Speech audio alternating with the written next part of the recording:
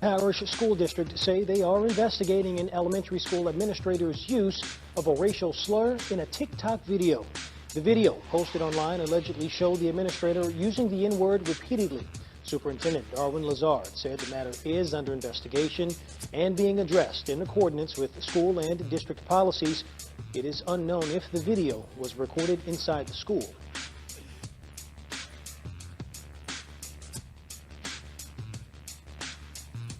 The news is a shit show these days, and we're here to give you a break from the white supremacist media bullshit by bringing you the shitty news so that you can feel less like shit because you know the people discussing all the fucked up shit give a shit about you and the shitty situations you deal with every day.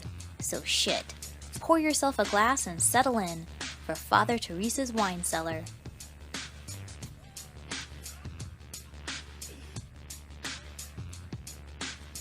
Uh-oh.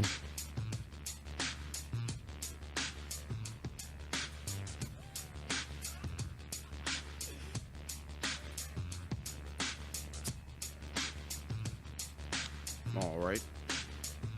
And taking a look over here at the Guardian. They have a headline up here. Incels are a rising threat in the U.S. Secret Service report finds. And they see here that a new U.S. Secret Service report details a rising threat from men who identify as involuntary celibates, or incels, due to their inability to form intimate relationships with women. The report, released on Tuesday and prepared by the National Threat Assessment Center, the NTAC, National Threat Assessment Center, they highlight behavioral threat assessment themes identified in years of research examining targeted violence. Themes include concerning and threatening communications, concerning online content, chronic and acute stressors, elicited concern in others, interpersonal difficulties, history of being bullied, financial instability, failed life aspirations, and lack of consequences. Incels. It looks like an interesting study. It is publicly published. They have a link to it from the Guardian over here on documentcloud.org documents. And they have Secret Service 2018 yoga class shooting case study. You'll want to check that link out. Well, we'll check it out together. But not now. Right now, we're in the Guardian because it is 5:52 a.m. and I have to go do stuff at the job. Now, in a case study, the Secret Service examined the 2018 shooting at the yoga class in Tallahassee, Florida, in which a man killed 2 women and wounded 6. Quote from the report: "The attacker was motivated to carry out violence by his inability to develop or maintain relationships with women, along with his perception of women's societal power over men." Now, folks, if you get into the comment sections on a Kevin Samuels video, get into the comments and post on a Kevin Samuels fan group in social media. I'm familiar with the Facebook groups myself. You will see and hear this language. You'll see concerns about pair bonding and such things. Continuing in the Guardian, the gunman, a 40-year-old Scott Paul Beerley, exhibited numerous warning signs, including a history of inappropriate and criminal behavior toward women and girls. Steve Driscoll, a lead researcher and specialist at the NTAC, the National Threat Assessment, what's that fourth word? I want to get that one. The National Threat Assessment Center, and Steve Driscoll is a lead research specialist, and he said, quote, "During his teen years, the attacker was accused of stalking his classmates, and he wrote stories that centered around violent themes." And I remember when there's a misogynist group that really does not seem to screen for who they let in the group. So they'll just let you in there, and they post stuff where they encourage the younger men to actually see teenage girls on the street and like walk up quickly behind them and walk up close behind them, but don't say anything, and chase them if they try to run. That's serious shit. When I showed Finn's leader, she was like, yeah, that's old. We knew about that. They've been doing that for like a decade. It's like, but like it's a copy pasta, whatever the fuck they call that thing. It's one of those. And it runs around these misogynist groups. And these older cats get these young boys in there and fuck them up. Worse than they're already probably gonna be fucked up. I'm not really an optimist. All right, continuing. Further quoting from Steve Driscoll. One of those stories was 81 pages long and involved the protagonist murdering several girls before committing suicide. The female characters in the story that were killed represented the attacker's actual classmates from his high school, but he slightly changed the names in his writing. I think it was about 2018 when we had an episode on an attempted incel killer. Some may remember the attempted incel killer that actually like he fucked up trying to make his little bomb and fucked off his own hand, and what he was writing down in his manifesto, as it were, was that he wants to go to the mall and shoot hot cheerleaders, which in this society tend to be classmates. Continuing off of the Guardian.com. Birley was arrested 3 times before... Birley was arrested 3 times before for groping women and was called Ted Bundy by his roommates, in reference to the notorious killer who targeted women. On the day of the shooting, Birley left a note in his hotel room that said, quote, "If I can't find one decent female to live with, I will find many indecent females to die with. If they are intent on denying me life, I will have no choice but to deny them life. Their arrogance, indifference, and treachery will finally be exposed and punished." This is the language, right? Like, or ultimately, this is what Kevin Samuels would call a modern woman. Arrogant, indifferent, right? Arrogant. Talking about, I don't need no man. I have a career and education. I make my own 70K plus a year. Indifferent, right? Indifferent to how you feel about telling her, hey, smile. She's indifferent to that. Fuck off. Resting B-word faced. And treachery. Oh, they're involved in capitalism too. And to succeed in capitalism and exceed, right? To get up to the greedmonger class, they're going to be a little treacherous. And who do these men mostly see? Who do they obsess over? Celebrities.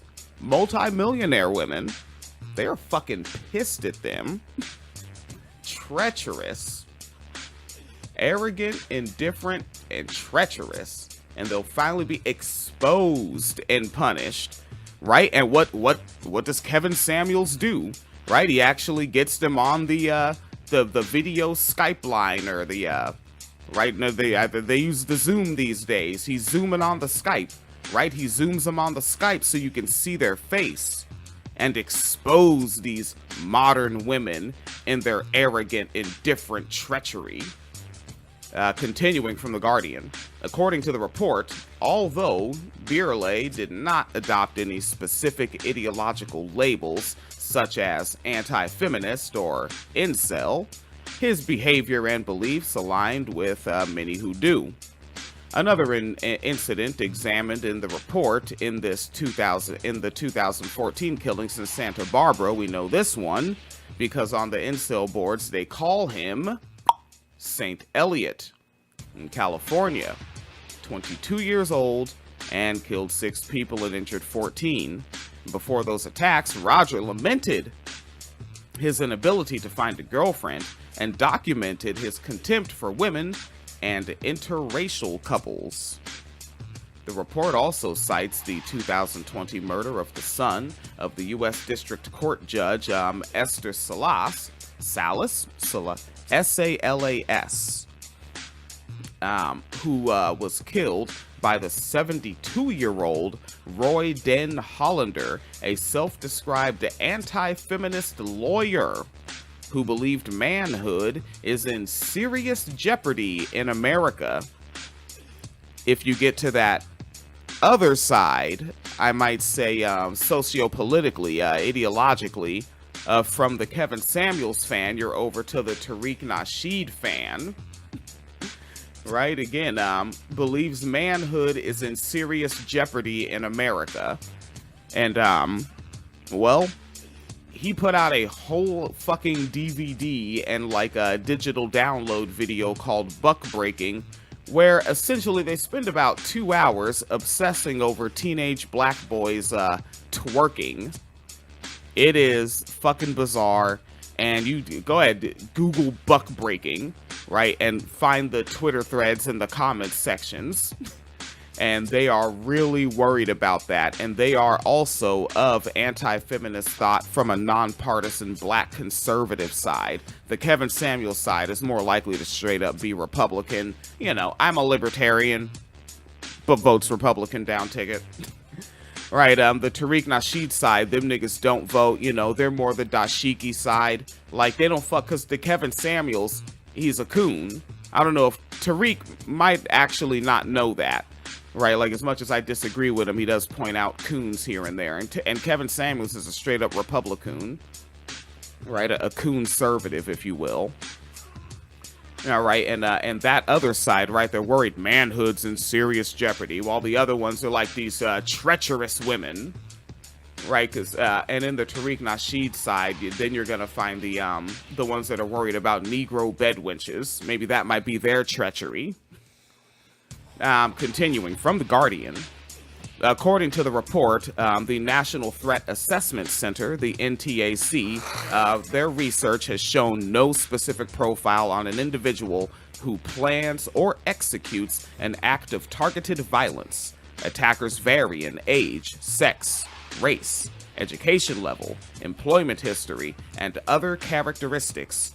However, a unifying factor among most attackers is a set of concerning behaviors displayed before acts of violence.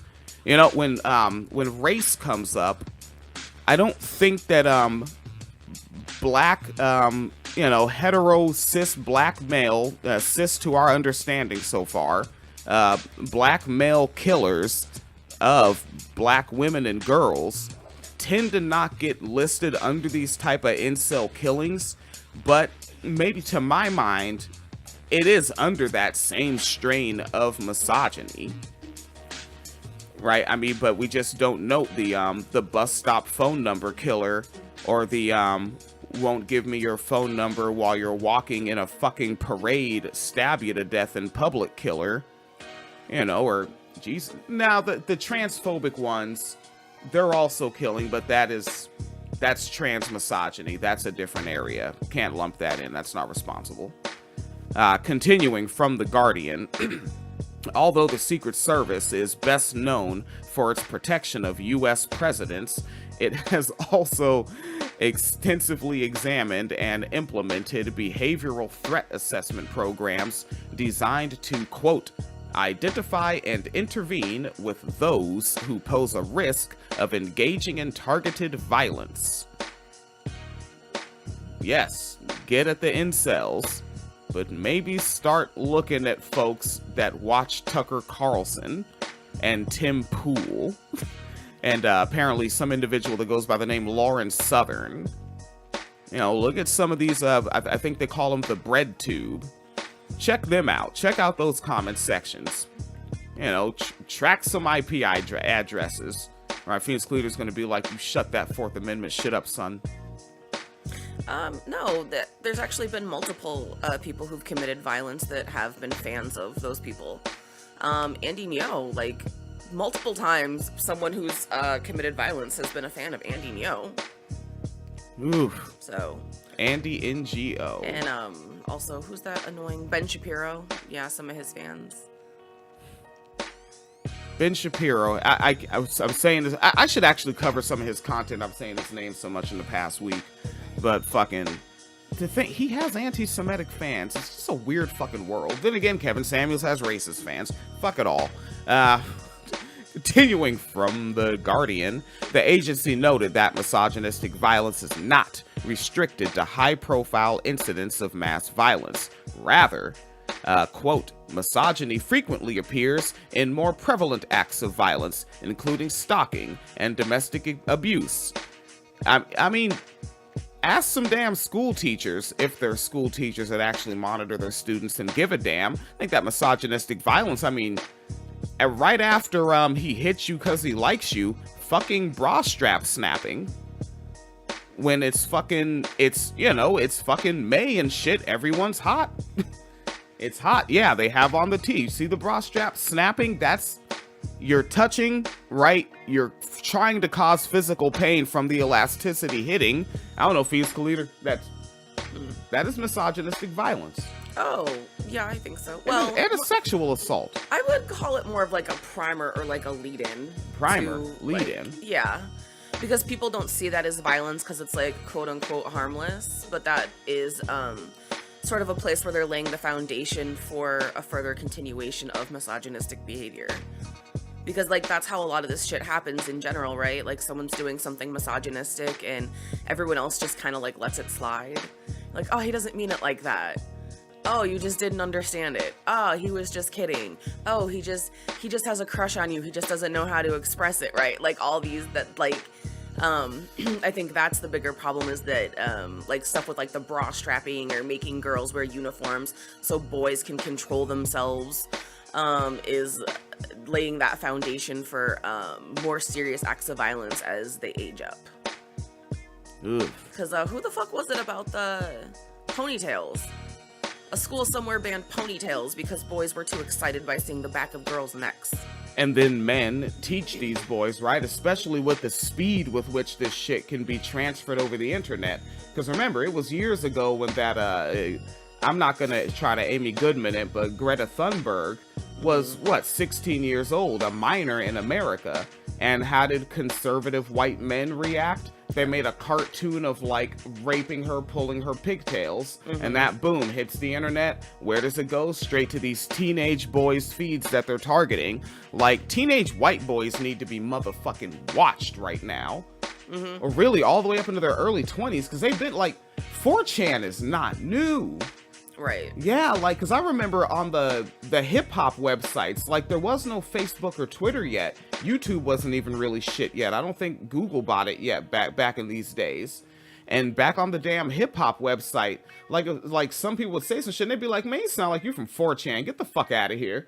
Like, and that was just, like, a known thing of just, like, fuck niggas from 4chan. Yeah, that was a Japanese school, by the way. I was like, I remember that. But yeah, they said that girls are not allowed to wear ponytails because it could sexually excite male students if the boys see the back of their necks. Yeah. The back of their necks? Yeah. What in the fuck about the back of the neck is... Well, what is wrong with these adult men that they're looking at the backs of girls' necks? Well, I think it's actually a larger issue of this whole, like the modesty culture shit, because I feel like it creates, like, a breeding ground for these weird, like, fetishy sounding things, right? Because everything is so, like, will this excite the boys? Does that excite the boys? You can't wear this. You have to wear that. And it's, like, such, like, I don't know, like, it's almost just creating, like, such a neurotic mess that it's, like, Now what about your fingers? What about your toes? What about the back of your neck, right? And it's like that picture, I'm sure everyone's seen it, where it's got like the women walking in the burqas, the full niqabs. Yeah. And like, right, and there's like some dude like looking at her feet, and it's like, them toes though. Someone captioned it like that, but that really is that type of shit, that there's no such thing as modest enough. Literally anything becomes some weird fetish. Now it's, you can't show your hair because your hair is too sexy. You can't show the back of your neck. You can't show your feet. You can't it's just wild. But of course, instead of just addressing male behavior, it's, how about girls tie themselves up into knots, you know? Yeah, I didn't get this, right? Because, like, I was just starting to learn how to use social media, and apparently folks had a big problem with duck lips, duck face Yes. pictures. Is this just because they're like, you're showing your lips? Yeah, because to make the duck face, you have to purse your lips together, which as a Kevin Samuels fan would say, dick-sucking lips. Jesus fucking Christ. It's no good. TheGuardian.com, they have more good news. Quote from the report: the risk of future tragedies can be reduced if the appropriate systems are in place to identify the warning signs. End quote. Now, Sorry. yeah, if. Well, because my big thing though is like all this shit, and they're talking about like domestic violence and shit like that. Did they talk about police at all? The Like police are going to enforce it. The Right. police are going to save you from the incels, you see? Right. Okay. Think about that shit, though. Yeah, like, a motherfucker that, like, run it back. It's 2005. Some cat is 15 years old on fucking 4chan. Yes. 2015, they're 25. They joined the force after being on 4chan for 10 years and seeing Trayvon Martin and Michael Brown. Now that nigga's 32 and just moving like that. Yeah. Get the man, it's fucked. It's fucked out there. It can't. This cannot be fixed. No, it can't be. But yeah, because I was thinking about like the domestic violence stats about cops, right? 40%, right? 40% of cops are domestic abusers. But then like that really leads to a larger question. Then so if one of these like incels is stalking you or harassing you or threatening violence against you, who are you gonna go to? The guy who already beats his wife? What the fuck? And then I think about it the same way, where it's like, how many trans women are actually being murdered a year? Right. This is 40% that we know of. Exactly. Yeah, like that's 40% of like what? Is it only reported, or is it like reported, tried, charged, tried, convicted? And then even then, with the way that the fucking media and people's families who are transphobic be dead naming niggas, like who the fuck knows? It's bad out there. This is an unsalvageable culture. But let's go back to the National Threat Assessment Center and look at Dr. Lena Alathari. Dr. Lena Alathari, Alathari, and she says, quote, traditionally, law enforcement and other public safety officials focus on crimes, and so, if there's no direct threat or a criminal statute violated, they often feel they can't do anything. But what we know from the research and what we know from communities doing this successfully is that if you have a trained professional in threat assessment, in identifying warning signs and knowing what the proper resources are, available, that's when you have success stories. I don't know about the success stories. That's the end of the article. I don't know about where the success stories are. I'm leaving this link open for my own further reading at documentcloud.org/documents/214175118 Secret Service 2018 yoga class shooting case study. I'm keeping that link open for myself. I don't think I'm gonna podcast on it, but I just want to read it myself. And it is in this Guardian article, Incels are a rising threat in the U.S., Secret Service report finds. All right, it is 6:13 in the a.m. I've been hydrating. I need to eat. Have a good one.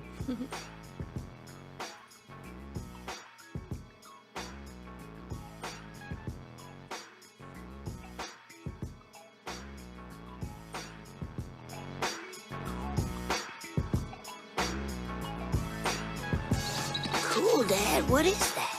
Some old Indian thing. What's it for? Well, I don't know much about Indians, but I do know tools. And if I had to guess, I'd say you jam one of these in the back of a white man's skull, twist the handle like so, and then your blood runs out through the hole here. Yep, that's what it's for. In corporate speak, there are no, quote, job cuts. Instead, firings are blandly referred to as employment adjustments. Now, though, corporate wordsmiths will need a whole new thesaurus of euphemisms, for masses of job cuts are coming for employees in the higher echelons of the corporate structure. Don't look now, but an unanticipated result of the ongoing pandemic is that it has given cover for CEOs to speed up the adoption of highly advanced RPAs, robotic process automation, to replace employees once assumed to be immune from displacement. As one analyst told a New York Times reporter, with RPA, you can build a bot that costs $10,000 a year and take out 2 to 4 humans. Prior to the COVID crisis, many top executives feared a public backlash if they pushed automation too far too fast. But ironically, the economic collapse caused by the pandemic has so discombobulated the workplace and diverted public attention that corporate bosses have been emboldened to rush ahead. While the nationwide shutdown of offices and furloughing of employees has caused misery for millions, one happy purveyor of RPA systems notes that it has, quote, massively raised awareness among executives about the variety of work that no longer requires human involvement. He cheerfully declares, "We think any business process can be automated," advising corporate bosses that half to 2/3 of all the tasks being done at their companies can be done by machines. This is Jim Hightower saying, conventional corporate wisdom blithely preaches that all new technologies create more jobs than they kill. But even these Pollyannish preachers are now conceding that this robotic automation of white-collar jobs is being imposed so widely, suddenly, and stealthily that losses will crush any gains.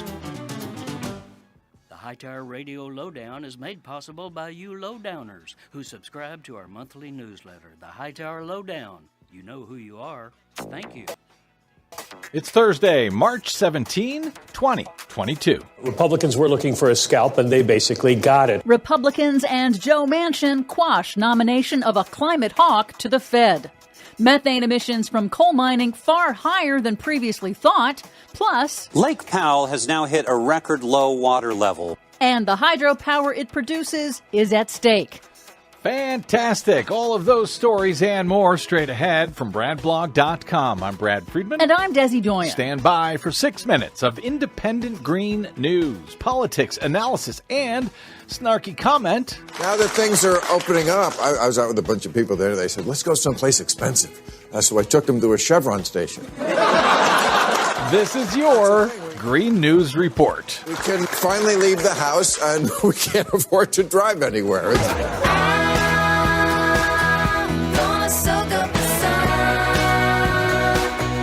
Okay, Desi Doyen, the price of oil is actually down 30% over the past week, and yet, for some reason, the price at the gas stations have not come down at all. Go figure. They have not. Crazy the way that works. Anyway, what else you got for us today? Well, as Russia's war on Ukraine rages on and continues to upend the geopolitics of energy, climate change hasn't paused one bit. First up, Arizona's Lake Powell Reservoir has hit a new historic low, the lowest since the reservoir was built, and much sooner than scientists expected.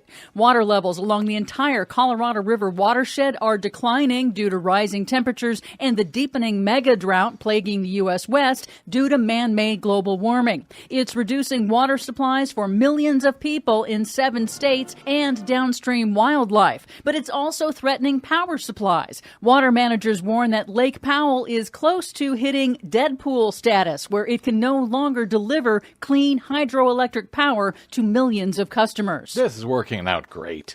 Meanwhile, the fossil fuel industry, which is responsible for causing the climate crisis, has succeeded in tanking President Biden's nominee for the top bank regulator at the Federal Federal Reserve, Sarah Bloom Raskin. Despite previously being twice confirmed by the Senate, Raskin withdrew this week after conservative Democratic Senator Joe Manchin of the coal state of West Virginia joined Republicans in opposition, dooming her chances in the 50-50 Senate. Did you call him conservative Democratic Senator Joe Manchin? Yes. You mean corrupt Democratic Senator Joe Manchin, I think. The fossil fuel industry lobbied heavily against Raskin over her evidence-based public positions identifying climate change as an extreme systemic risk to the U.S. financial system and her calls for the Fed, the nation's top financial regulator, to integrate climate risk analysis to ensure the stability of the financial system. Bloomberg reporter Michael McKee succinctly explained Manchin's opposition. Now, he's nominally a Democrat. He is from a coal-producing state. He didn't like her views on energy going forward, but he also makes his family money from the coal company he owns. Yes, he does. And as for the Republicans, did they mention that Sarah Bloom Raskin happens to be married to House impeachment manager Jamie Raskin in their complaints? Nope. Cowards. In other news, the Securities and Exchange Commission is set to unveil groundbreaking new rules forcing publicly traded companies to disclose their financial risks from climate change to protect investors. Oh, I hope that's okay with Joe Manchin. And for the first time, also disclose their greenhouse gas emissions in a standardized way, which will bring the U.S. more in line with other countries. Joe Manchin ain't gonna like it. The new rules are part of the Biden administration's broader push to force the private sector to address the dangers of global warming. Good. Meanwhile, a new study concludes that coal mining emits more climate-warming methane globally than the oil and gas industry. Really? That's important because methane is a more powerful greenhouse gas than carbon dioxide on shorter timescales. The analysis from Global Energy Monitor is the first to measure methane emissions from more than 2,000 individual coal mines around the world, finding that coal mine emissions are 50% higher than the EPA estimates and exceed the carbon dioxide emissions from China's 1,000-plus coal-fired power plants. How did Joe Manchin become a millionaire again? His family-owned coal business. Huh. A major leak at a ConocoPhillips oil field in Alaska's North Slope has been spewing methane uncontrolled for nearly 2 weeks now, forcing the evacuation of hundreds of employees from the site. The company says it is now working to remediate the leak. Finally, ExxonMobil has lost another appeal to halt an investigation by the Massachusetts Attorney General into whether the company lied to investors and the public about what it knew about climate change. Yes, they did, and yes, they should pay for it. Exxon had tried to argue that the Massachusetts Attorney General's probe violates the corporation's right to free speech under the First Amendment, but the Second Circuit Court of Appeals denied Exxon's latest attempt to escape the investigation. You have the right to free speech. You don't have the right to defraud investors and the American public. For much more on all of those stories and the ones we couldn't get to today, check out our website at greennews.bradblog.com. I'm Brad Friedman. And I'm Desi Doyen. And this has been your Green News Report. Lights, lights, lights, yeah.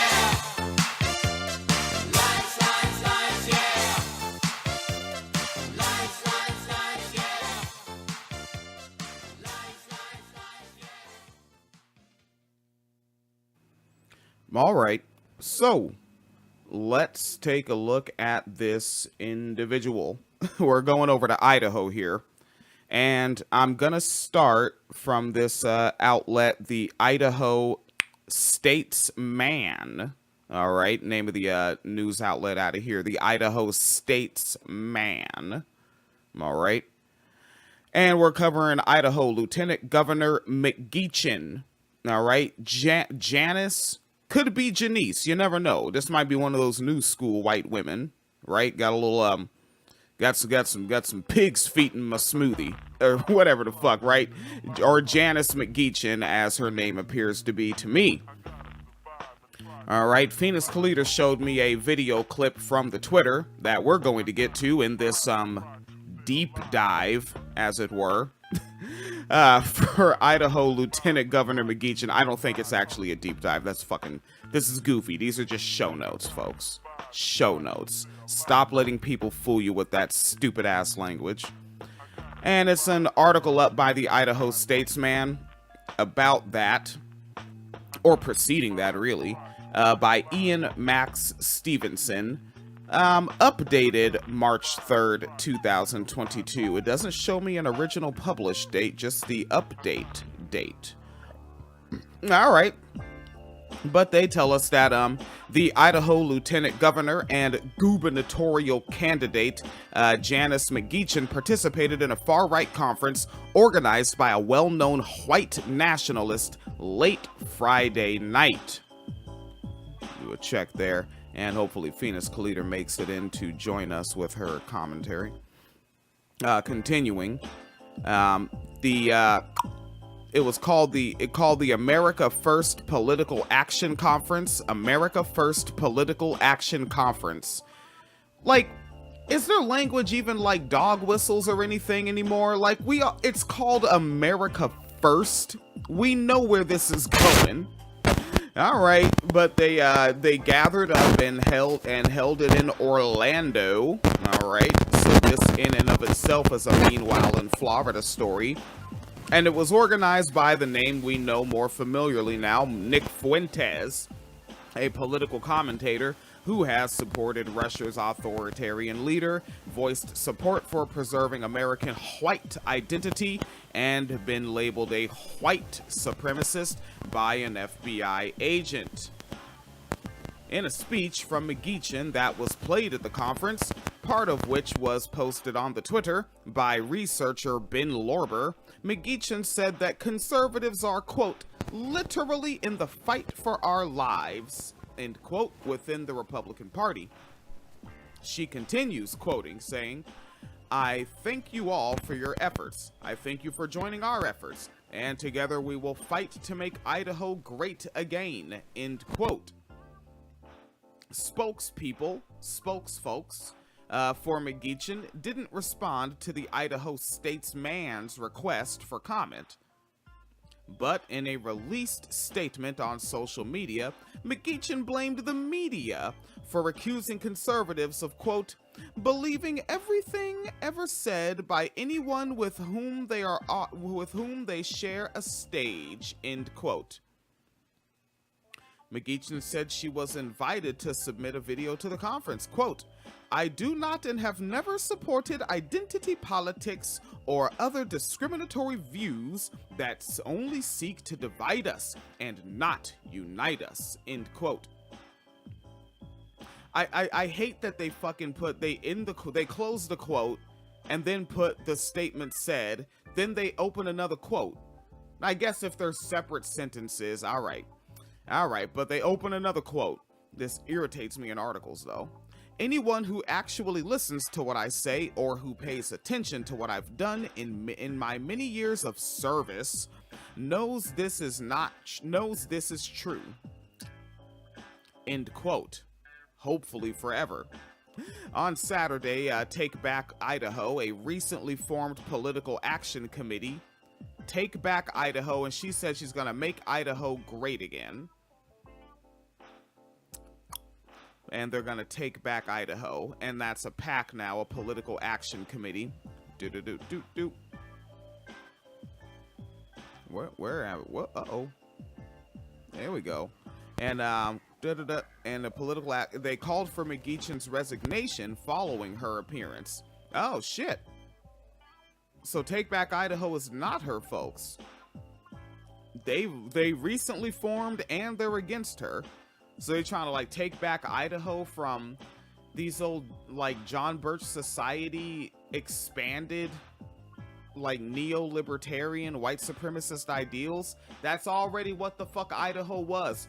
Brian Fisher, all right, of the what is it, American Family Association, AFA, is from fucking Idaho, right? He's in Tennessee now. He's from fucking Idaho.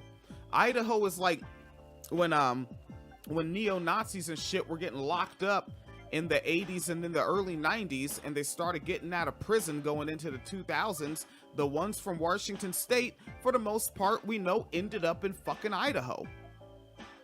I remember reading this shit in the News Tribune. I read this shit in the Orlando Sentinel right before I knew that I would be reading news on the internet. right? And I think I even seen Rachel Maddow on the MSNBC speak on that a bit, cover that. It's Idaho. It is what it is now. And was it ever any different? Like, did they run the neo-Nazis out of town when they showed up? I don't think they did. I don't think they did.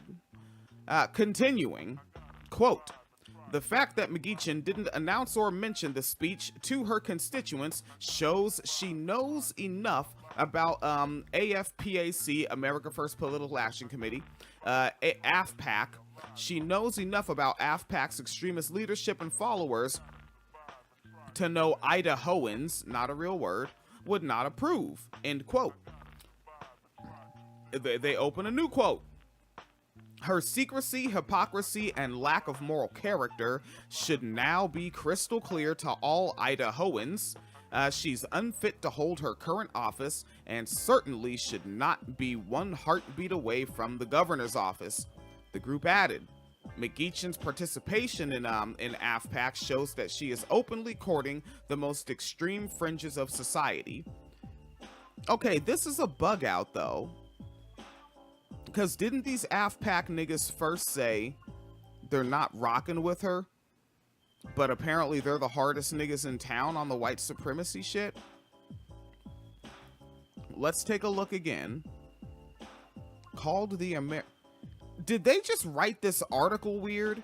It looks like they started a new paragraph where they were supposed to continue a sentence. Let's do this again as if it's not a new paragraph and see how it flows. Because it's coming off awkward to me. So, Idaho Lieutenant Governor and gubernatorial candidate Janice McGeachin, my black ass reads that as Janice McGeachin participated in a far-right conference organized by a well-known white nationalist late Friday night called the America First Political Action Conference. The gathering held in Orlando and was organized by Nick Fuentes. Now it's flowing better. Jesus. All right, so AFPAC is too hard, and that's who she rides with. It shows that she is why does the Idaho Statesman write like this? It shows that she is openly courting the most extreme fringes of society, including QAnon conspiracy theorists, January 6th insurrectionists, white nationalists, and Holocaust deniers on a national stage.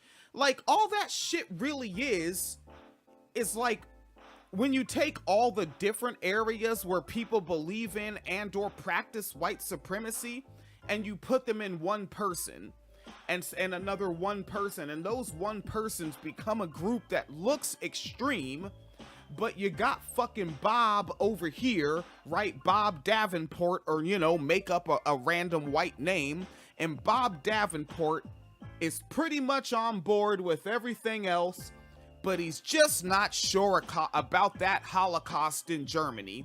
He has some weird beliefs about that Holocaust in Germany, but everything else, he's chilling, right? Then you got fucking Dave McMichaels, whatever the fuck, make up a name, right? Bob Davenport, he has things about that Holocaust. Dave McMichaels, let me take a look at another deal. He's a white nationalist. He's like, oh no, the whole Holocaust thing, yeah, that happened. But also, maybe it should have, right? Like, that's where David McMichelson is. You know, like, you have different areas, right? Fucking Mark Face fucking Mark, right? Mark Face fucking Mark, make up a name, right? He's over there. He's not into that white nationalist thing. He doesn't have questions about the Holocaust, but he's pretty sure that whatever Tamir Rice was doing, he deserved to get what he got. All right? He just thinks that, hey, you know, Shalinda Flowers, hold up. There's so many names, I might be misusing one, right? But fucking, you know what I'm talking, right? He's like, hey, no knock raids, sometimes that's how you gotta get them, or else they're gonna flush the drugs down the toilet, you know? Oh man. Like, and you take all those different ones and add on another one, right? You could take away all, but they're all gonna have one. Like, all of this shit is fucking America, right? Essentially, the new standard bearer for the Democrat Party is telling fucking weirdo stories about fictional niggas named Corn Pop because he's fighting with black kids at the pool or some shit. And he's worried about them living in a fucking jungle. Like, get the fuck, this is America. It's just, it looks extreme when you have all of those beliefs in one person. Then that person is an extremist. When really all of these ideas are extreme. If you believe so much as fucking one, you're on some extreme weirdo fucked up shit. Excuse me. Why is it showing me an advertisement here? Alright, so the group added that McGeachin's participation in AFPAC shows that she is openly courting the most dangerous fringes. We just went over that. Standpoint Mayor Sherby that is an interestingly spelled name. Rognstad. I shit you not, her name is spelled Rognstad. Like, is the G silent? Like lasagna? I think this G moves in silence. Maybe her name is Ronstad. So Sandpoint Mayor Shelby Ronstad, a Democratic candidate for governor, said that McGeachin, quote, does not speak for Idahoans, not a word, and urged Governor Brad Little to forcefully stand up to the extreme white nationalists and anti-Semitic elements in his party. If it's the Republican Party, that's what the fuck it is. Fuck you mean elements? You lose the elements, you lose the party. Fuck's wrong with these niggas, man? Continuing a little bit more, right? They note Nick Fuentes in the article. We know about that fucking guy, right? He's all of the things. That's the thing. He's an extremist because he espouses all of the weirdo shit at the same time, as opposed to someone who espouses just 3 or 4 or just one of the weirdo shits somehow isn't an extremist. You gotta love it. All right. And I'm moving forward. Don't need excess, like, recapping on Nick Fuentes. And they tell us that, since her speech, Marjorie Taylor Greene was also speaking there. And Milo Yiannopoulos and Gavin McInnes and Michelle Malkin. Well, we know what the fuck this was. All right, and it looks like Liz Cheney, a Republican from Wyoming, I think related to Richard Cheney, former vice president, and tweeted that silence by Republican Party leaders is deafening and enabling. This, again, is what the fuck your party has always... What are you, shitting me? You are the offspring of fucking Richard white supremacist ass blow it up and get the money Cheney. Get the fuck out of here. All right, so now let's move forward to what might be the slightly more interesting part, where I gathered some clips that I thought were all really relevant to this individual's overall story, right, if you will. Let's goof around. Now, sisters and brothers, we know we got over by the blood, the sweat, and the tears of sheroes and heroes, some whose names we know and some whose names we do not know. But I'm going to tell you something, we have been here before. Now, the only difference is we got some company, Rev. We got our gay lesbian sisters and brothers with us this time. We got our Hispanic, Asian, Native American sisters and brothers with us this time. I think Dr. Reverend Martin Luther King said we may not have gotten here on the same ship, but we are in the same boat right now.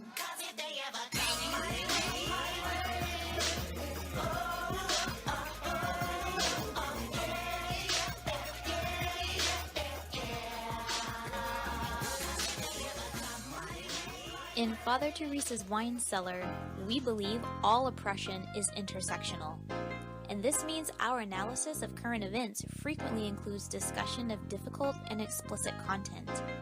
Any combination of the following topics could be included in our show: murder, rape, war, climate change, racism, sexism, violence, sexual violence, homophobic violence, heterocentrism, discrimination and abuse against individuals of nonconformist sexuality, domestic violence, child abuse, child rape, child neglect, elderly abuse, verbal abuse, police brutality, microaggressions, ableism, cyberbullying, genital mutilation, ideological extremism, and people just being total fucking assholes.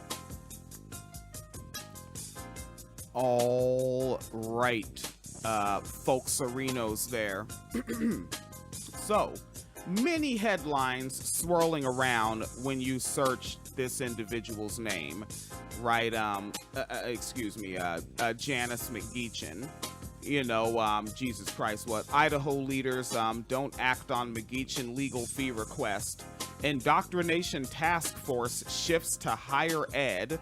Idaho GOP decides racism is bad 3 days after Lieutenant Governor gave speech to racists. Idaho governor, out of Idaho statewide candidates, who's got the cash? That was from when she was running for office. Idaho's anti-lockdown lieutenant governor has gone rogue. Right? That article is a grand old time. That's on the Daily Beast. And overall, yeah, she's a relatively interesting right-wing character. And from the way things look, she owned a bar.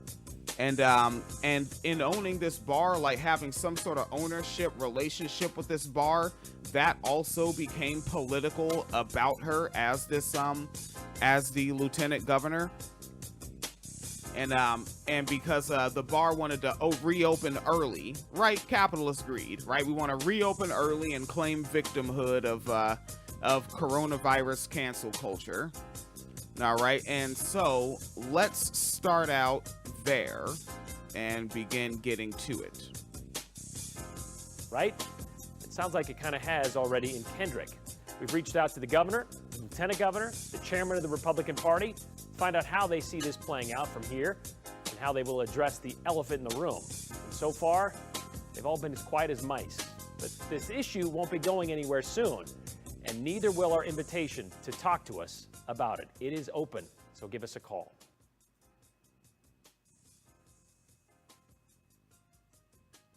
Security is personal, but J.D. Vance will finish the wall, end welfare for illegals, and... Oh yeah, now that's a fun one. I like that. Now this was something that came up, like while I was searching Janice McGeachin. Oop, there we go.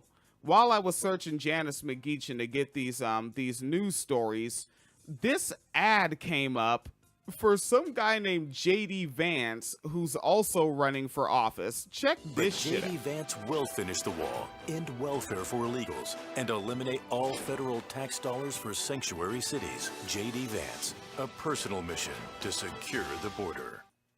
Yeah, when I was cutting the clips out, I was like, I'm keeping that ad in. I'm keeping that in just because. J.D. Vance, you fucking do it. Because border security is personal. Well, that timing we just kind of went through with all the 4 stages doesn't really bode well with everyone. We used the parental analogy on Friday to illustrate the handling of the current stay healthy order that we are under right now. Governor Little being the one parent who says, nope, you can't open that bar. So the kids or bar owners decide to ask the other parent, or maybe not even ask at all, like say a local mayor who is, in this case, a little more lenient. Tough to be united front when the authority figures are coming at it from different sides. The governor is now trying to show who actually runs the house, throwing his weight around by using the Idaho State Police. Friday, Hardware Brewery in Kendrick, the brewing company up in Kendrick, got a letter from the Alcohol Beverage Control Bureau chief saying they are violating the stay healthy order by being open and selling beer to customers. A 2-page letter filled with code numbers and explanations went on to say their continued violation of the Stay Healthy Order subjects your license to emergency suspension and doing so will constitute an ongoing violation of the foregoing Title 23 and public health laws and can result in an administrative violation against and potential revocation of Hardware Brewing Company retail alcohol beverage license. So yeah, they could lose everything.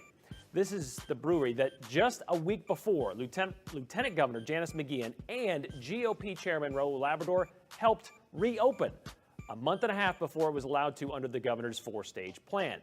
And Hardware, they're not backing down. McGeachin has made no bones about her disappointment with how Governor Little has closed and then phased in the reopening of Idaho, calling on Idahoans to defy the order, and surprisingly, calling the relationship between their two offices tense. And so at some point, these bar openings are going to come to a head, right? It sounds like it kind of has already in Kendrick. We've reached out to the governor, the lieutenant governor, the chairman of the Republican Party, to find out how they see this playing out from here and how they will address the elephant in the room. And so far, they've all been as quiet as mice. But this issue won't be going anywhere soon, and neither will our invitation to talk to us about it. It is open, so give us a call.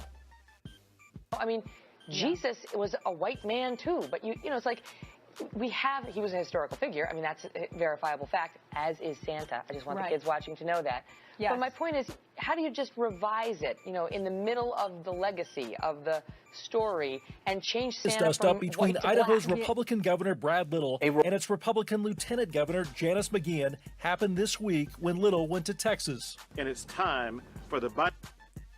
Oh damn! Okay, it just decided to autoplay what it felt like autoplaying. Right? I won't have that. A remarkable power grab unfolding in Idaho with Governor Brad Little briefly out of the state. The Lieutenant Governor, Janice McGeachin, went rogue, issuing an executive order on vaccine requirements and requirements for COVID testing and attempting to send the National Guard to the U.S.-Mexico border. Governor Little, though, called McGeachin's actions political grandstanding and vowed to rescind them when he returns. What does this mean in terms of Governor Little being able to leave the state? If every time he steps out of the state, the lieutenant governor goes and changes state policy, isn't that limiting? It definitely is. And it's so interesting, you know, the Idaho Constitution lays out these specific instances in which the lieutenant governor becomes acting governor. And it's all these very serious, you know, instances. If the governor is impeached, if the governor dies, and then in there is if the governor goes out of state, because it was written at a time when going out of state could mean you were completely out of reach. Now it seems a little outdated. We all have cell phones.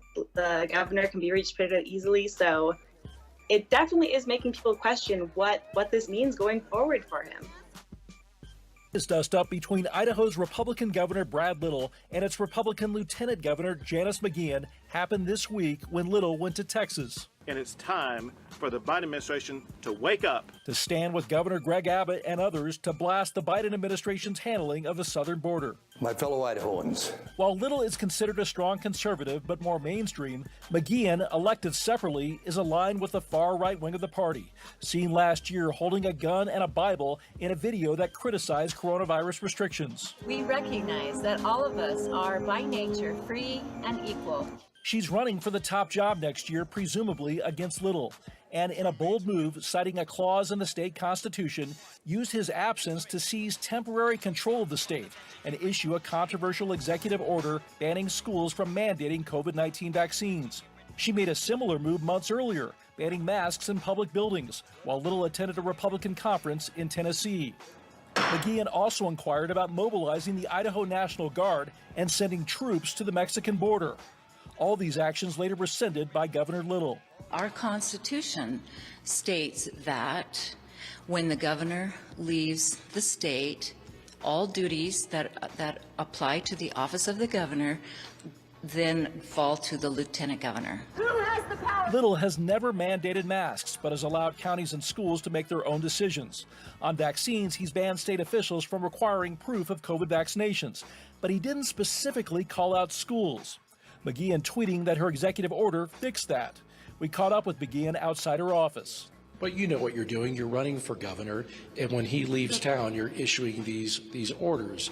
You're undermining what he's doing when you're doing this. You know, I'm not going to talk anymore to an activist. If you're asking me fair questions as a reporter, then that's fine. But if you're going to be an activist, I'm not being an activist, but what do you say to your critics who say that this is absurd? Again, you're being an activist. I am not anti-vax. I am not anti-testing of COVID. We know a lot of people that are suffering from this right now, but I am very much against having it be a mandate in our state, and that's what this is all about. People should not be forced to decide to. But he never mandated anything. The governor never mandated anything. Interview's over. For his part, Governor Little has been very quiet on the matter, with one of his aides saying he's trying to rise above the political noise. Governor, your reaction to the actions by your lieutenant governor? We got to go. All right. Can you just give a brief statement about We'll take it? care of it. Do you think it's political? It could be political. We've had Republican governors and Democrat lieutenant governors. They work it out. Jim Jones is the former Chief Justice of the Idaho Supreme Court. His assessment blunt. This is the only lieutenant governor that I can recall that has acted like an idiot. All right. He not a fan, that individual. And here, let me go ahead and see if.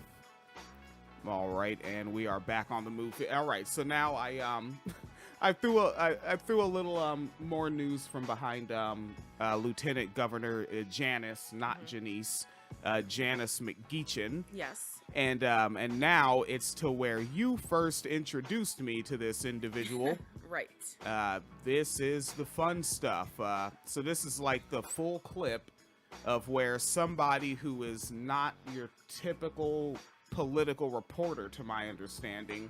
I don't know what kind of reporter this is. I was looking at some Twitter threads, and now I understand why it's hard to comment from Twitter threads. Yes. You don't remember them. I don't have a spreadsheet of Twitter threads out. Right, of like... Yeah, which I think it was actually in the comment section for this thread, or someone quote tweeted it and made a thread about it. And of course I can't find it at the moment, but something that they pointed out is that a lot of times there's difficulty in the news media covering people like this, because when you're talking about like white nationalists or white extremists who are like espousing these really like racist and homophobic and transphobic and anti-Semitic ideas, that they usually get covered by political reporters, versus when you're talking about like a black or a brown person who's like quote unquote like gang affiliated, they're covered by crime reporters. And so the difference is are you being covered by a political reporter or a crime reporter? And that really does impact the questions that you get asked. And so like that's why she can't deal with this, because he's not talking to her like a political reporter, he's talking to her like a crime reporter. Yeah, like this actually would have gone better with fucking Joyanne Reed. Yeah, because she would have talked to him. Yeah, because she would have talked to her like a politician, like a political reporter, not a crime reporter, even though what she's advocating for is criminal. Yeah, she would have found somewhere in the center, more of a like somewhere between compassion and capitalism.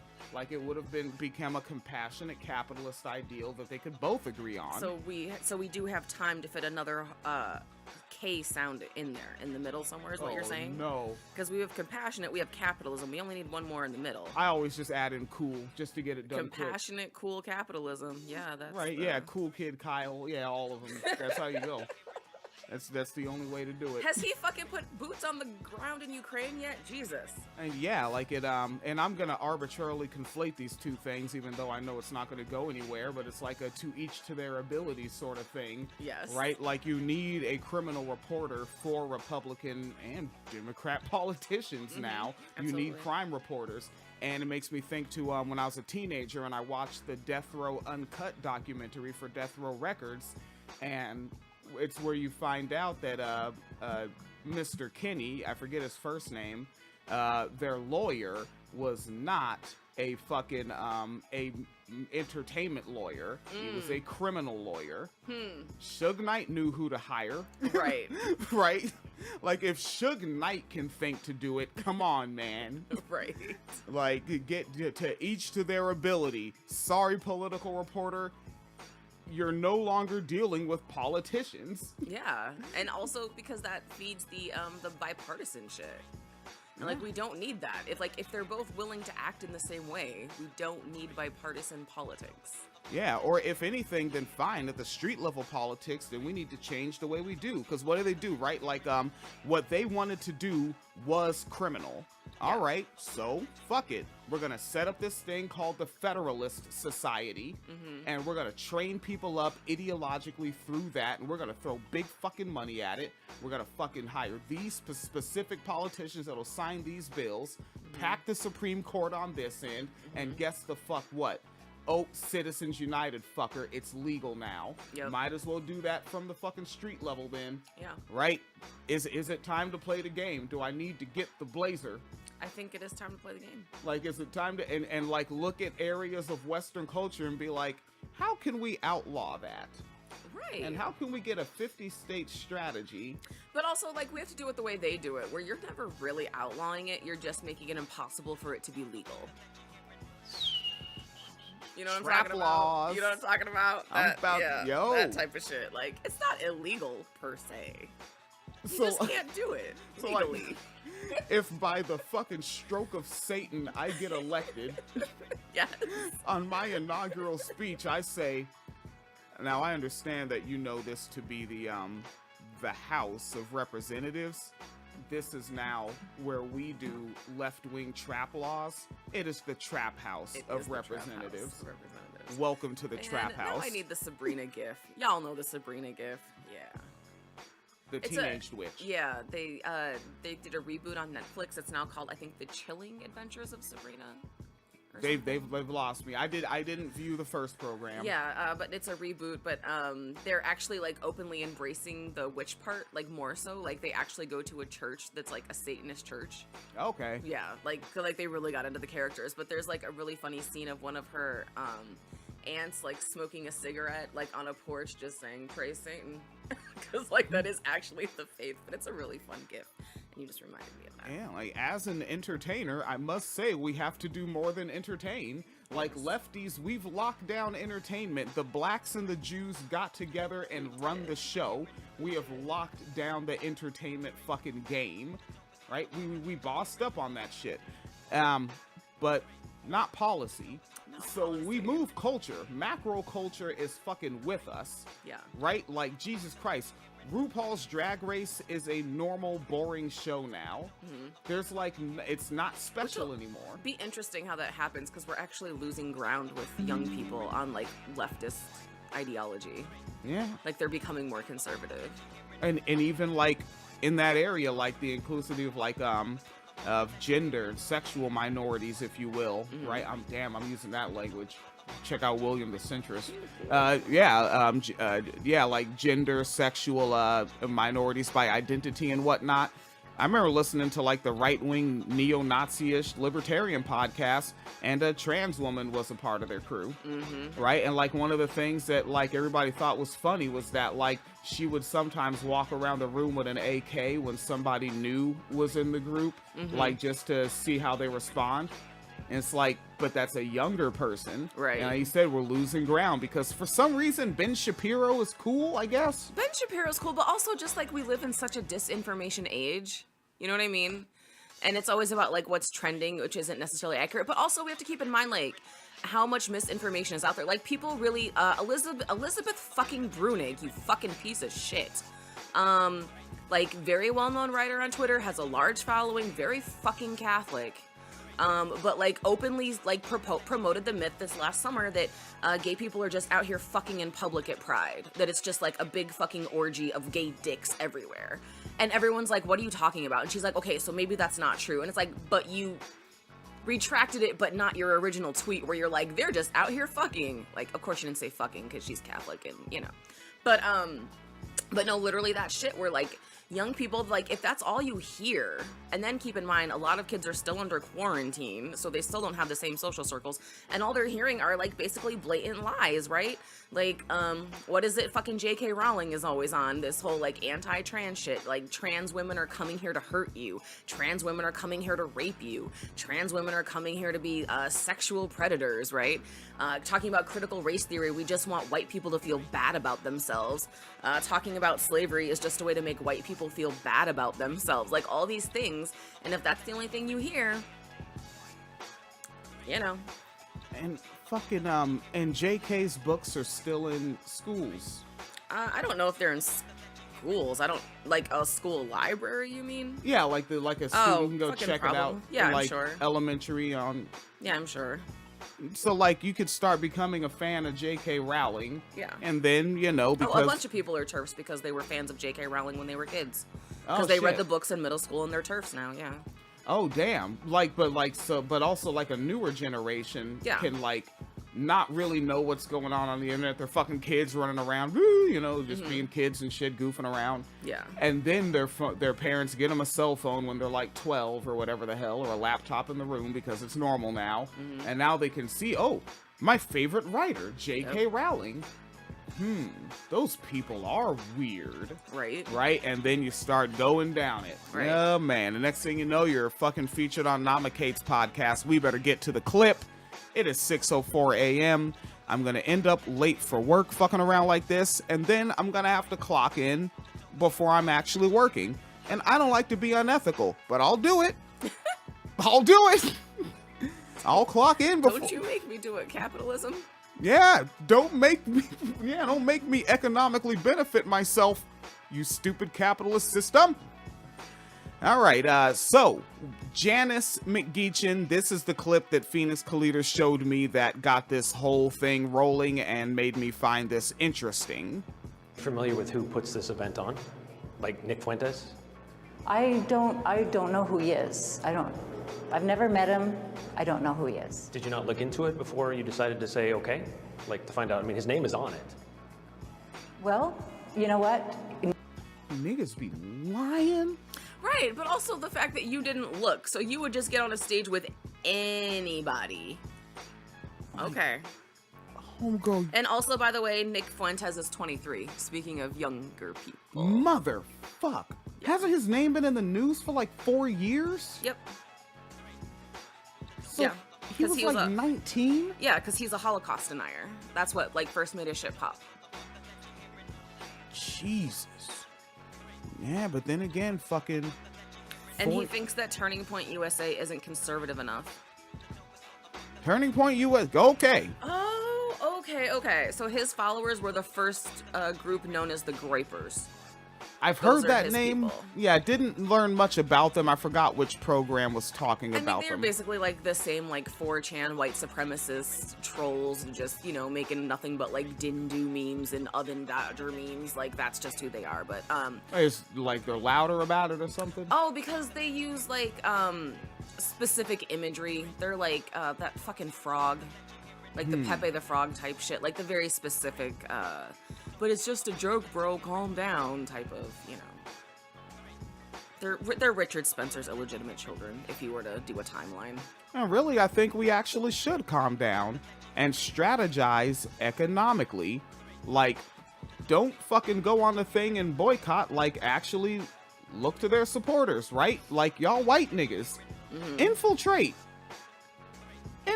Yeah, if I had the time, I'd infiltrate. Yeah, you've seen like that frog. Those are the Gripers. That frog is theirs. the PP meme, Yeah. right? Like I was showing my niece Richard Spencer when he got punched in the face in Washington D.C.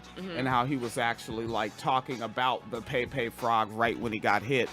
All right, Janice McGeachin sound like a lying ass. I ain't never heard of him. I don't know these niggas. Find out, I mean, his name is on it. Well, you know what? Nick Fuentes, as I said, I don't know him. He's never, I've never met him. I don't know, you know, what he's, everything that he says or doesn't say is not. But again though, like, has she ever accidentally ended up at like a reparations meeting? You've somehow accidentally ended up on stage with a fucking Nazi. How come you don't accidentally end up on stage at a Black Lives Matter rally? Like, I'm just wondering why, since apparently you don't fact check anybody and you just accidentally end up on stages with people. I'm just wondering why. And for the folks that were already tuned in before, because Phoenix Kalita was not in the room when I was riffing before, like, this speaks to what I was talking about before, where, like, this is all of America, but it's like one person may just be into forks right? And the other person is just into spoons. One person is into forks and spoons. One person is just into butter knives and spoons. And it's like, but they're all under that same wacky white right wing. Yes. Like, and then like, what's that? You mentioned like a concert that's coming up. And like, when you say it out loud, the groups don't sound like they would go together. Lollapalooza. Was it that one? What were the groups going to it? A concert? Yeah, that's coming up, like a show or a tour that's coming up soon. It was like a week ago, you told me. Wait, a music festival or like a white supremacist thing? Yeah, music. Oh, probably Lollapalooza. Okay, what was it like? Yeah, like salt and pepper and vanilla ice and shit. Oh, it was. It's on tour right now. It was New Kids on the Block, Salt and Pepper, and In Vogue. Yeah, and like when you say it out loud. Wait a but minute. Then do you think about it like, oh no, this is basically like niggas in their mid-40s are about to get loose. Yes. Like it's going down. There's gonna be some 50-year-olds in there. Remember, Snoop is 50. 50-year-olds were 20 when Salt and Pepper was new. Yeah, hell, Salt and Pepper's from the 80s. They were 18 and 17 when Salt and Pepper was new. Like, yo, look, any of your coworkers that are like over 45, like give them an easy time the following Monday. Because they are about to throw their fucking back out at that concert. Yes. All right, let's get to the right stuff, baby. Fuck yeah, because it seems like, because you know what that is? That's it's algorithm, but it's a natural algorithm. Yes. Right? If we're going to use that word that shouldn't exist. Right? Does not reflect on who I am or who the thousands of others that are participating in this movement. You didn't bother to look up his name or anything? I didn't say that. You did look So him up. what the fuck did you say, nigga? Nigga. I don't know who he is, that's not so the you point. didn't look him up. I didn't say that. Well, then how do you not know who he is? Make that make sense. Yeah, and you know, there's only so many ways that, like, as evolution has taken us across the globe, that the human face can contort. And when you just happen to have a sort of naturally goofy face, it doesn't help you when you're a fucking lion-ass Republican. Like, she's fucking looks goofy. Like, she can't smirk with one side of her mouth, so she makes Grinch face. Yeah, like, she's just a goofy-looking motherfucker. She can't help it, and it's not helping her.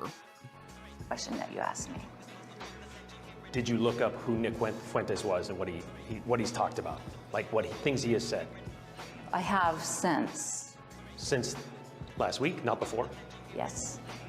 Okay, I guess the question is, because if you've said, well, I'm only Again, here it's because not fair.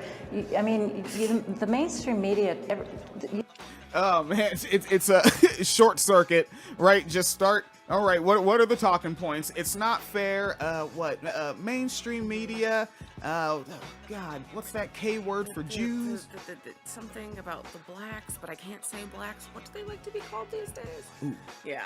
What if you know what? I'm a Republican. Two birds with one stone. Blaxicans. You do this to conservatives all the time, but you don't do it to yourself. That anytime there's any kind of. You don't do it to yourself. Which You do also, this to conservatives, but you don't do it to yourself. But also, what does that mean? Like, what liberals are on stage with people that she finds morally reprehensible? Well, and the media, but then also, like, what is do it to yourself? Is he supposed to just look in the mirror and be like, why are you holding this microphone? Why are your glasses so thick? You know she meant about liberals, but I'm serious though, like, what does that mean to a conservative? Because, first of all, liberals and leftists are not the same, as we say all the time, but also, like, liberals love fucking warmongers. Like, are you gonna be pissy if they bring, like, Henry Kissinger on stage? Because I don't think you are. And you know, so I want to say, well, actually, I can't say. I've probably said this before. Like, the mainstream Republican today is Alex Jones. Actually, I did write a short essay about this like 6 years ago. Yeah. No, like 8 years ago. Yeah, like the mainstream Republican is Alex Jones now. So I will answer your question. What do conservatives mean when they say, "Why don't you do this to yourself?" Why? And like, they want them to say disgusting things that they really say about what they call liberals broadly. Like, they want you to say, why aren't we talking about the liberals and their agenda to be pedophiles and sexualize all our children? Like, they want you to do satanic panic shit about liberals. That's not real. No, it's not. But that's what they want you to do. Okay. That's what I think. I think that, yeah, like that's, why don't you do that to yourself? Why do you do this to conservatives? Why do you talk about, like, our deepest, darkest thoughts behind the things we say in public? Why don't you, when liberals say trans women are women, why don't you talk about how they're pedophiles? Talk about it. Just the same way you talk about how we're white supremacists. Because you keep proving that we are, and it's really annoying. Okay. It's a matter of fact, now, as I have the pause point on her face, it's really annoying. God damn it. Her monkey ass face. Affiliation with anybody at any time on any stage, that we're all guilty by association, and it's not appropriate. But the association. But you're also saying guilty by association. You're affiliated, right? By association. You're associated by association, Right. Actually, like, you went on this stage. Nobody made you go on this stage. What the fuck are you talking about? and also, why are you using the word guilty? Do you think you're doing something wrong? Is not a good one. Oh no, I want to give a little breath to what the reporter says next. It's not appropriate. But the association is not a good one. To be associated with people who are anti-Semitic. Stop. Yeah. Excuse me. Nigga, she brought up the pimp hand quick. Holy shit. The Wendy Worcestershire pimp hand came up on that ass. Okay, I just had to pause point that for people looking at video. She had to put that one up. Watch yourself, bucko. and then it switched to the finger. And she was like, no. Let me go ahead and what is it like? You want to have confidence? Picture your crowd naked. She pictured them in a customer service uniform. Hold on, boy. Is not a good one. To be associated with people who are anti-Semitic. Or... Stop. Yeah. Excuse me. Yes. You asked me why I was also, there. but what's funny is I feel like he probably has worked customer service because his yes was too calm. Yes. Like he has, like he's one of those ones who have been like, but I am the manager. Like he has that vibe. Man. Yeah, 2008 was a turn point Yeah, like year. he worked his way through college. You can tell. Yeah, like the first time for me, I actually walked to the back like I was getting the manager and then walked back out. Damn, that would have made a good TikTok, right? There's your TikTok. Walk all the way back and walk all the way Did you see the front. one with the girl who ducked behind the counter? Where it was one of those, let me see the manager. So she did like an elaborate, like, Oh, get no. down and like duck down behind the counter and turn around and walk back up. Be like, hi, I'm the manager. How can I help you? Maybe more people are finding out that calling corporate means fuck all. Better leave that useless Yelp review. I mean, fucking corporate cares about you the same way they care about you in any other instance. They don't give a fuck that your dinner was burnt. They don't give a fuck about your bad customer service in retail. And they don't give a fuck about your living wages. In any context, they don't give a fuck about you. Just calm down. Don't call corporate, you fucking weirdo. Yeah, we should start telling the customer, like, my boss cares as much about you as they do about me. Here's Seriously. your fucking receipt. Seriously. Like, what are we doing? Like, nigga, if you think they're gonna respect you, take a look at how... think about how you see me. That's how my boss sees me, but that's how my boss sees you. Exactly. He's exploiting both of us. Why are you actually here grabbing a fucking burger and a french fry at this place anyway out of the drive-thru? Because you're in a hurry between the kids and work and the next task and trying to get this fucking insurance company to fucking answer you and give you a fucking quote on the toilet, god damn it, and you just gotta get the burger and the fry because you're exploited too. We are all fucked. All right, that's a tangent. This is about Janice McGeachin. Yes. WineCellarMedia.com. Why I wanted to participate and speak to these young conservatives. That's what we're talking about right now. Okay. Vince. Holy shit, now, I don't know, is this a body language thing? Because now her finger is her weapon. Yes. Like as a prop, and it looks like she's holding her right index finger with her left hand. Like she's holding the hot barrel she just had to shoot. I'm actually reading that as nervousness. Nervous, oh. Like she doesn't know if she gave the right answer because this dude is just on her ass in a way she has not experienced in quite some time. No. And she's like, if I say this, will you shut the fuck up? Because that's a very nonchalant response, right? Because the question was, why were you on the stage at a fucking Nazi rally? And she's like, I was just trying to get my message out there and speak to the kids. I didn't know. See, and this is why it's better to have Phoenix here. Imagine folks that only listen to the podcast audio and don't look at the video. They're just going to be like, William's funny. He made a joke about her hand being a gun. Conservatives are violent. I like this guy. Like, it's good to have this other side of the analysis that is actually correct now that I'm looking at her face more so than her hands. Vincent James is also there. Correct? Do you know who Vincent James is? I've heard of him. You've had your picture taken with him. That's bad. That's bad. Don't flash the picture too. Oh man.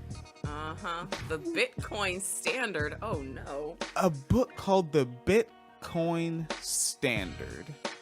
Did have my picture taken with him. Okay. Do you know what he stands for and things that he has said? No, I don't know all the things that he or anybody else. And again, I'm just going to keep repeating the same thing. You see what the thing is?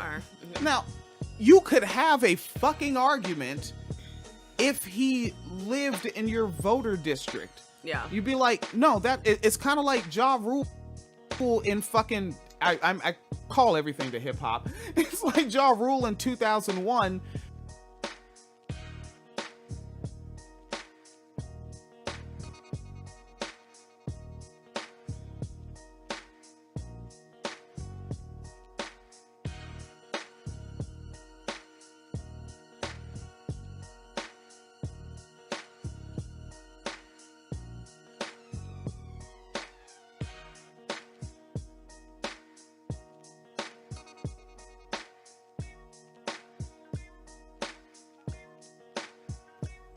All right, so But here, this dude is a straight up Holocaust denier. So you should care what he says if you don't want to be called anti-Semitic. Yeah. It seems that a technical but no, difficulty she was there for has something come different. down upon me. She was there for American values. Can I get this right, 'cause thing? That's not Nazi-ish at all. But that also, and something that I wish that people would ask these politicians.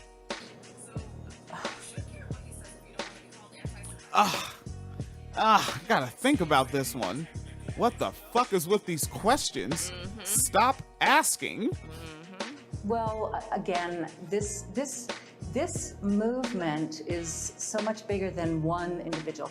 Who cares what Nick Fuentes? It is bigger than one individual. Thank you. Thank you.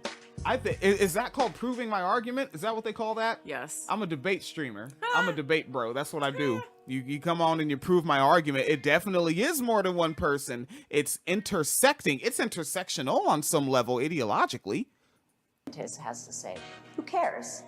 There's thousands and thousands But of also, young. remember when she got all pissy when he suggested that she was doing something anti-Semitic, and she was like, no. But here, this dude is a straight up Holocaust denier. So you should care what he says if you don't want to be called anti-Semitic. Yeah. Just saying. Yeah, but no, she was there for something different. Right. She was there for American values. Which is right, because that's not Nazi-ish at all. But that also, and something that I wish that people would ask these politicians, and like, I just wanted to get my message out there. I just, had to get to this thing. Why can you not organize your own event without Nazis? Like, are you not big enough to get your own stage? Are you not capable of putting on an event of your own that you have to like bandwagon their shit? Why the fuck can't y'all put shit together without Nazis? What the fuck is wrong with y'all? And they also do publicly make threats. Like, I've never seen a right-winger that likes to open carry as a public stunt do it at a Nazi bar. Right, with like an anti-Nazi hat. But I've seen him do it in a black neighborhood in front of a black barbershop. Yeah, I've seen him do it in black neighborhoods. I've seen him do it in like stereotypical like liberal white neighborhoods, like at like the Starbucks or the Whole Foods or whatever. Yeah. Right? But yeah, I don't see him in like a lot of Hell's Angels bars. It's almost as if you are the Nazi. You are the terrorist. Get the fuck out of here. Or as I say, again, it's another episode of call them what they want to be called and then watch them not want to be called that anymore. Like right? Smurfs and Turfs. Smurfs, Turfs.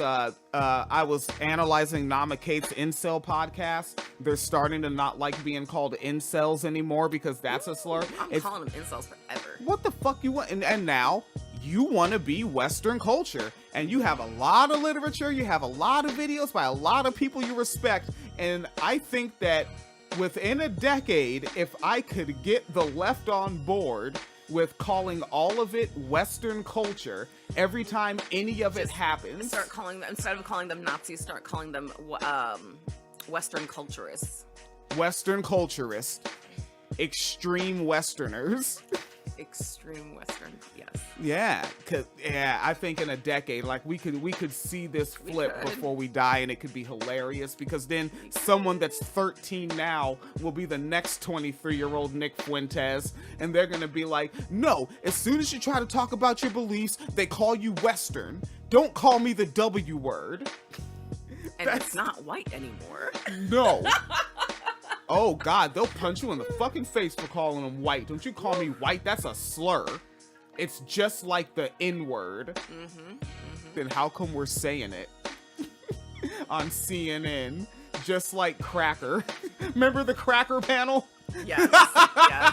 Yeah, I'm fucking with the decibels. Okay, it's almost time for me to go to work. They're gonna make me clock in before I get there. Okay. Conservatives all across the country that are very concerned about what's happening to our country. We are fighting for the soul of our nation. With these wide open borders, it's only a matter of time that America, we lose who we are as a free country. And I'm not gonna run away. I'm not gonna hide from being willing and wanting to go talk to young conservatives about these issues. If you say nobody cares what Nick Fuentes says, but people care that you're associated with them or that you share a stage or something. Again, you're trying to also like how she's like, but we're just fighting for the soul of, I mean, obviously it's white supremacist rhetoric, but again, I would wonder if she was being serious, which she isn't, but if she was, when you say that we're fighting for the soul of the country, why is the fight for the soul of your country not incompatible with Nazism? Why are Nazis in your fight? What is it that you and Nazis agree on? What is it? I don't think I agree on. Like, I think I could really sit down with have me sit down and let's go down. Where do we agree on anything? The most I have ever gotten is that both Hitler and I like ice cream. Right? I was about to say, can't be food. Can't be food. That's the most I've ever gotten in my life. You know what? And it can't be music before 2005 either, because they're gonna like some. Anti-smoking campaigns. There was a lot of Nazis who did anti-smoking campaigns. That was good. You shouldn't smoke. It's not good for you. See, that makes me think of like watching American History X when they were getting ready to go vandalize some stores, and the guy was smoking reefer. He was like, "Hey, what is that? Pot? Put that shit out. That's for niggers." No, it was just for cigarettes, but I'm sure ultimately it was part of the, we're the fittest and best people on the planet, no smoking allowed. I'm sure that's what it actually was, but yeah, I mean, I don't know. I just want to know why they keep bumping shoulders with Nazis, and it's fine. Like, I just want to know, because again, neither Nazis nor this woman will ever accidentally show up at an event I'm running. Yeah, but then again, it's an event, and like, it's like a retreat event. Like, these things take days. Is that bumping shoulders or is that rubbing shoulders? It's both. It's both. Just bumping and rubbing. All right. Probably. .com. Yeah. Oh, no. Yeah. This guilt. Right, and all it is fucking, you change the background, remove her from the background, and just have any pornography you want, but keep the reporter in the foreground asking those questions. Oh, no. Like, while they're fucking, he's just like, okay, but you knew Nick Fuentes was gonna be there. Do you not hear me? Do you see how thick my glasses are in this shot? His glasses are ridiculous, yo. Does not reflect on who I am or who the thousands of others that are participating over and over and over again. I just want to know how she feels about gang injunctions. Because if being on a stage with a Nazi is not a reflection of who you are. Huh. Yeah, then like I should be able to have on a blue t-shirt and sit down in Long Beach and interview Trey D. Yeah. And if the police approach us, I should not be fingerprinted. I shouldn't be taken down for questioning.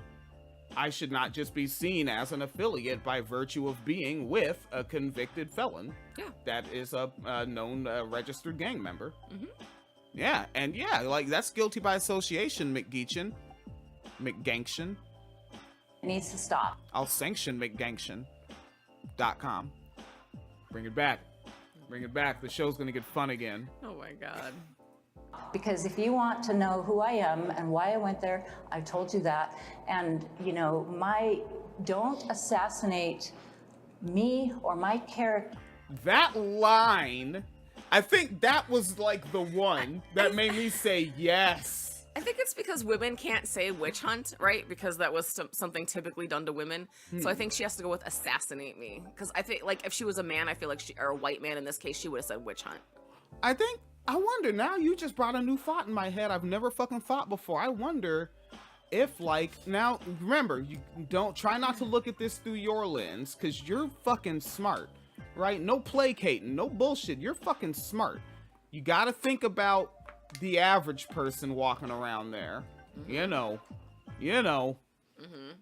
Could right-wing women, like, rhetorically use witch hunt to their advantage against like left-wing critiques? They'll use the word attacks. I don't think so.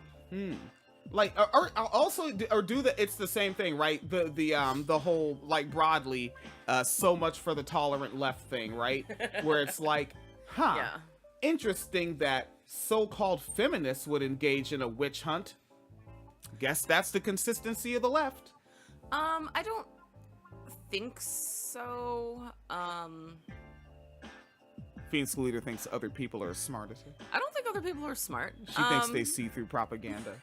I don't think they see through propaganda either. I just think it would be too difficult to make that propaganda happen with the current things that are in place now. Yeah, it may actually be challenging to, like, bring that propaganda to fruition with the current systems and attitudes in place now. Only because a lot of the witchcraft stuff was specifically about women who, you know, were making money, women working outside the home, in particular women involved in medical fields, doing things like pregnancy, doulas, midwives, things like that. And I think that that's like, people are aware enough of that, like in modern day culture, that it would be weird if Republican women's the ones who hate like women having empowerment and women having birth control and abortions and shit like that, being like, it's a witch hunt against me, to be like, no, you would have been the mayor's wife who got everybody else hemmed up.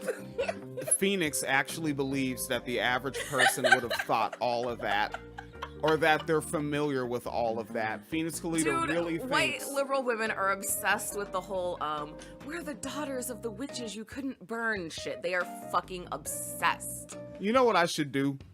Every time Phoenix Kalita has hope, I should... Why? Why? What? I should just open TikTok to the homepage and see what's going on. Let's get the last couple seconds in so I can put on my work slacks.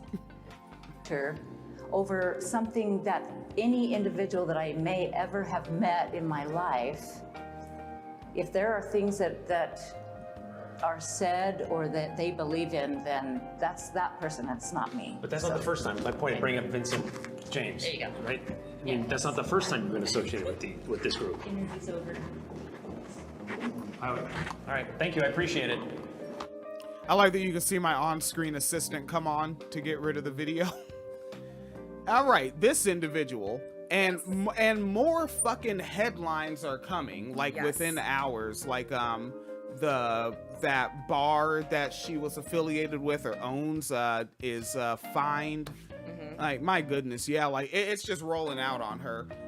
Oh, maybe I'll be back to it. Did you already Phoenix Leader already put in more news, but when I get to work, I'm gonna keep listening to the Incel podcast. When I get off work, I want to read some more of this excuse me, this Secret Service report on incels. That's kind of where my head is right now. But then also, now I'm like, what the fuck is going on with Janice? Or as I like to read it, Janice. All right, fuckerindos, I gotta get out of here. Here?